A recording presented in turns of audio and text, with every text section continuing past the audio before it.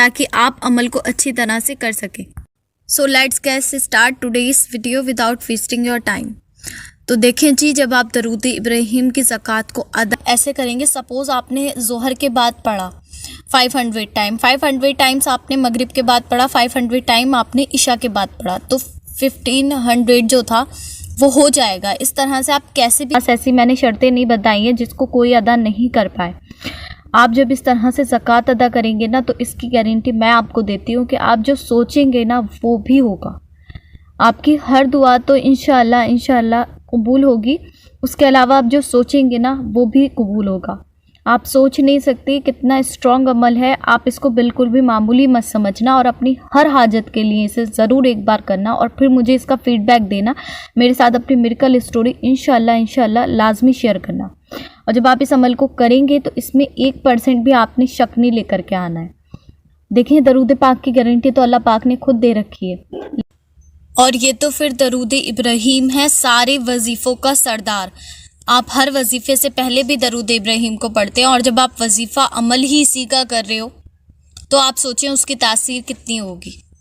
आप इसको अपने हर मसले के लिए कर सकते हैं, चाहे आपका जॉब का मसला हो, चाहे आपके औलाद का मसला हो, रिश्ते का मसला हो, हज पर जाने की ख्वाहिश हो, उम्रे की ख्वाहिश हो, कोई भी आपका जायज़ मकसद हो आप उसके लिए कर सकते हैं। अगर आपका कोई मकसद नहीं भी, आपकी लाइफ में वैसे हर्डल्स रहते हैं, प्रॉब्लम्स रहती हैं, तब भी आप एक बार इसे करें।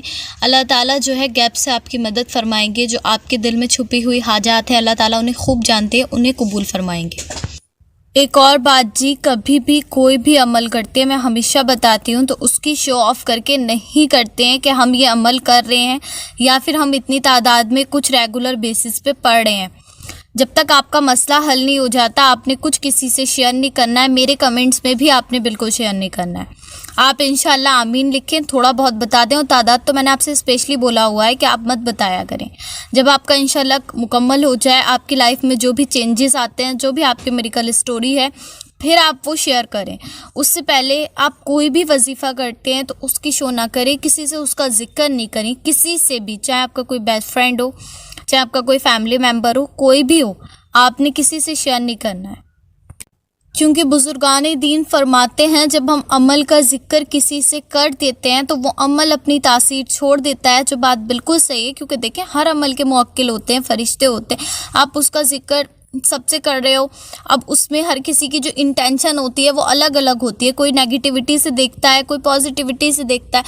उसी में जो नेगेटिविटी होती है, किसी ने नेगेटिविटी से आपको देखा या आपके बारे में सोचा, तो वही नेगेटिव इफेक्ट जो होते हैं वो आपके वजीफ़े पे पड़ने लगते हैं। जैसा कि मैंने आपको लॉ ऑफ अट्रैक्शन में बताया था, नेगेटिविटी और पॉजिटिविटी कैसे वर्क करती है। सो होप जब तक आपका जो अमल है कंप्लीट नहीं हो जाता, आप उसमें परफेक्ट नहीं हो जाते, आप किसी से कुछ शेयर नहीं करेंगे। मैं अपनी वजीफ़े की बात नहीं कर रही हूँ, मैं सारे ही दुनिया के वजीफ़ों की बात कर रही हूँ। आप कोई भी वजीफ़ा पढ़ते हो, कोई भी नफली नमाज पढ़ते हो, आपने किसी से जिक्र नहीं करना है जब तक आप उसमें कामयाब नहीं हो जाते। आपको पता है कि 70% लोग जो है ना वो इसी हरकत की वजह से अपनी कामयाब नहीं होते, क्योंकि वो जिक्र कर देते हैं सबसे।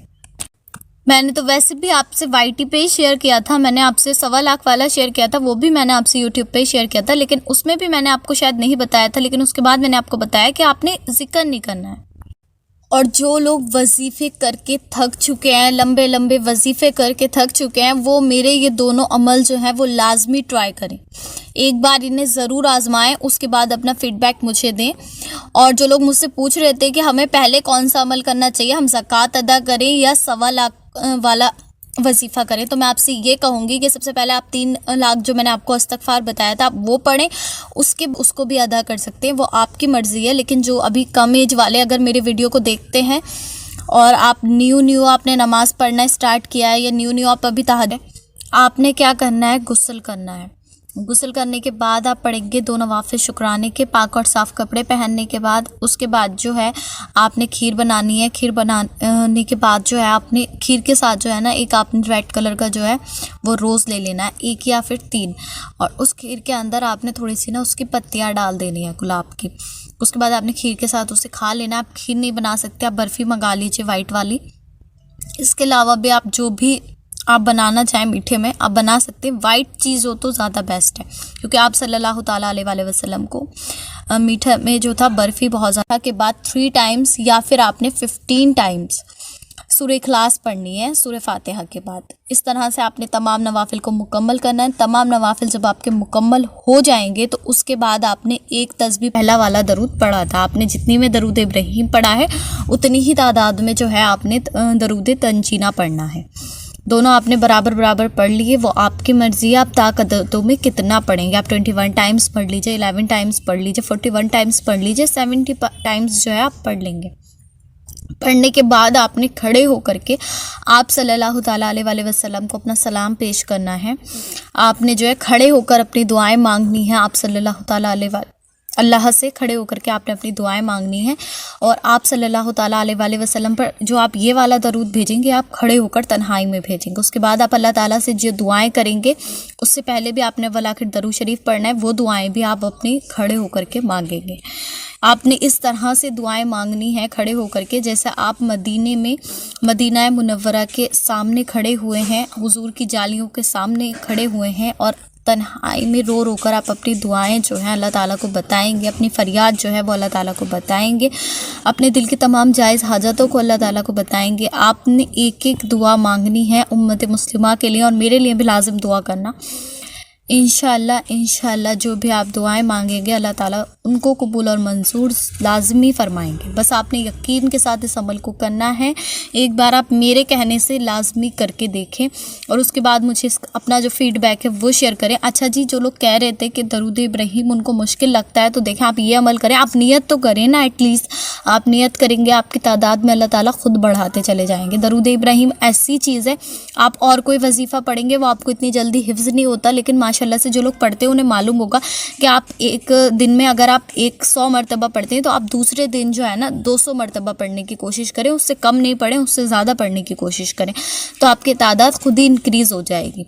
ये ऐसा वजीफ़ा है कि ये खुद ब खुद जो है इसकी तादाद वो बढ़ती चली जाएगी। मैंने आपको एक आइडिया दिया है कि आपका लगभग जो 1.25 लाख है वो 3 महीने में जाकर के कंप्लीट होगा। बाकी इसका टोटल और हिसाब आपने खुद लगा लेना है। जैसे भी आप तादाद को आगे पीछे करके मैनेज कर सकते हो वो आपने मैनेज करनी है। बस आपने इतनी तादाद जो है इतने दिन तक अगर आपने मुकम्मल करनी है, आप जब तक मुकम्मल करना चाहो खैर आप जब तक भी मुकम्मल कर सकते हो, लेकिन 3 महीने मैंने उन लोगों के लिए बोले थे जो लोग बहुत ज़्यादा स्लो दरूद इब्राहीम पढ़ते हैं, जो उनका बहुत ज़्यादा बिजी शेड्यूल है, ताकि वो लोग आराम से अपना जो इस वजीफ़े को है मुकम्मल कर सकें और उसके बाद जो है इस ज़कात का कमाल वो लोग अपनी आँखों से देख सकें।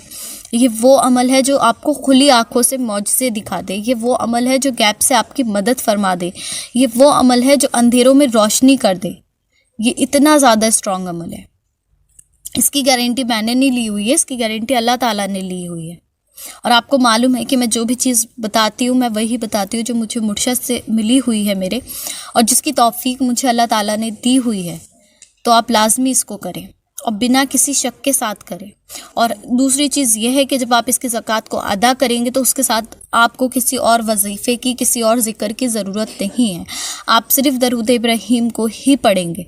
आप अल्लाह के मुबारक नाम पढ़ सकते हैं, इस्तग़फ़ार पढ़ सकते हैं, आप कोई और चीज़ पढ़ सकते हैं, अपना रेगुलर का कुरान शरीफ, रेगुलर की सूरह पढ़ सकते हैं, लेकिन किसी और वजीफ़े को अपनी ज़कात के साथ नहीं करना है। इस चीज़ को आप अच्छी तरह से जो है वो याद रखना। ये वो अमल है जो हर कोई नहीं कर पाएगा। ये अमल सिर्फ वही करता है जिसको अल्लाह ताला की तरफ से ख़ास तौफीक मिलती है। तो अगर आपको इस अमल को करने की तौफीक मिल गई है ना, तो आप समझ लें कि आपकी कबूलियत तो तमाम दुआओं की वैसे ही हो गई है, क्योंकि ये अमल हर कोई करता ही नहीं है। दरूद पाक का जो ये वजीफ़ा होता है, ये ज़कात वाला अमल होता है ना, ये वही करते हैं जिनको अल्लाह ताला की तरफ से तौफीक मिलती है। तो अल्लाह सुब्हान व तआला मुझे, आपको, हम सब को दरूद पाक की कसरत करने की तौफीक अता फ़रमाएँ और ये वाला अमल जो मैंने आपको बताया ज़कात वाला, इसको करने की तौफीक अता फ़रमाएँ। आमीन सुम्मा आमीन। मैं हमेशा आपसे एक बात कहती हूँ, हर दर्द की दवा है सल्ले अला मोहम्मद, तावीज़े हर बला है सल्ले अला मोहम्मद। बेशक दुनिया चाहो आखिरत चाहो, कर लो वजीफ़ा सल्ले अला मोहम्मद। लाखों करोड़ों दरूदो सलाम हमारे प्यारे आका जान हज़रत मोहम्मद मुस्तफ़ा आप सल्लल्लाहु ताला अलैहि वसल्लम पर और उनके अहले बैत पर। आमीन सुम्मा आमीन। अल्लाह ताला इस अमल की बरकत से जो भी लोग ये अमल करेंगे उनकी, मेरी, हम सब की तमाम जायज़ हाजतों को कबूल और मंजूर फरमाएं। हम सबको बार बार हज और उम्रा करना नसीब हो, आमीन सुम्मा आमीन। इसी के साथ मुझे दीजिए इजाज़त, इंशाल्लाह मिलते हैं नेक्स्ट वीडियो में।